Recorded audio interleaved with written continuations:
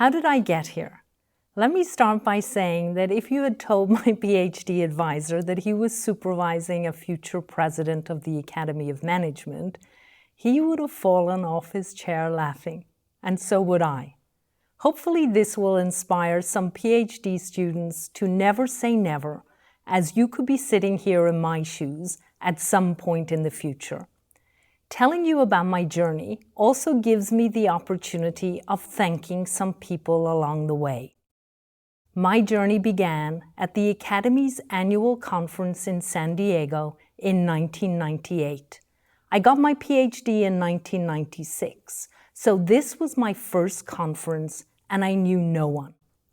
My recollection is that I arrived at a huge conference where everyone knew everyone and I knew no one. I know that wasn't the case, but it sure seemed like it. The first person to speak to me was Rob Folger, currently at the University of Central Florida. He introduced himself after a session and we chatted. He took it upon himself to introduce me to others during the conference. That small step made a huge difference to me in terms of having the confidence to keep coming back to the annual meeting. Every year I added a few more people to the list I knew. The people I got to know over the years were so helpful, supportive, and kind, and in different ways provided me a helping hand. Fast forward to 2001 when I presented a psychological contract paper in a session. The presenter before me in his presentation said something like, "I'm not sure what you think, Denise." As I waited nervously to present, I thought it couldn't be. There must be plenty of scholars called Denise. As I sat down, relieved that my presentation was over, the session ended and there was a tap on my shoulder from the seat behind. It was the one and only Denise Russo, with a comment or two. A year or so later, Denise engaged in matchmaking and paired me with Lynn Shore to guest edit a special issue of the Journal of Organizational Behavior on the employment relationship that came out in 2003. My first meeting with Lynn, I thought she looked too young to be the Lynn Shore. Lynn and I have co-authored over the years and have had lots of laughter in doing so. That said, our current project seems to be at a temporary standstill. One evening at home in London, I took a call from Denise, which my husband overheard. To this day, he reminds me of the high-pitched squeakiness of my voice during the call.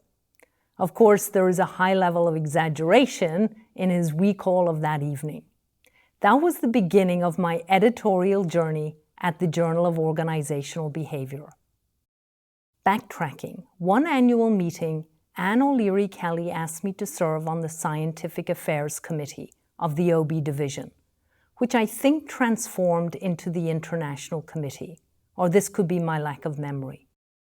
A few years later, I ran for representative at large for the OB Division and didn't get elected. Fortunately, I was asked again the following year and got elected, and subsequently was elected as chair of the OB Division. The rest is history.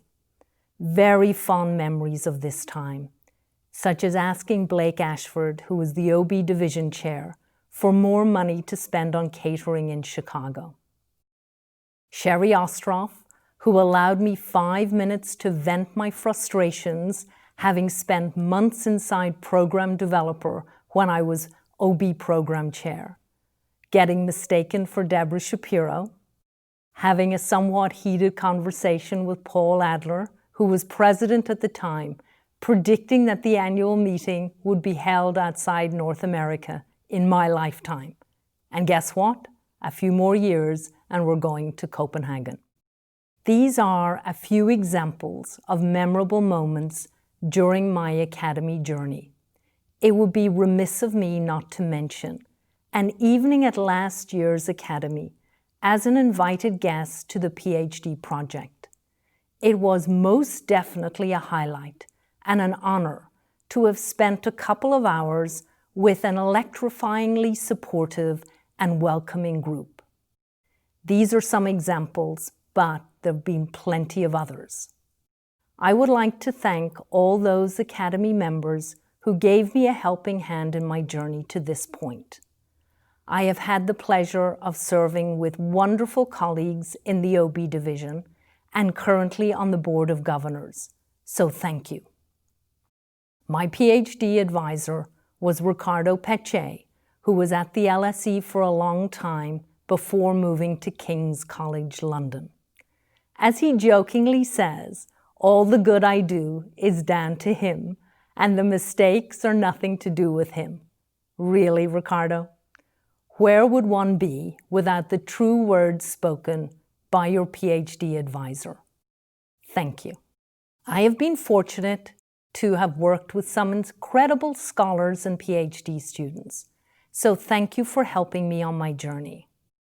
Finally, my dad, who taught me to be grateful. Thank you.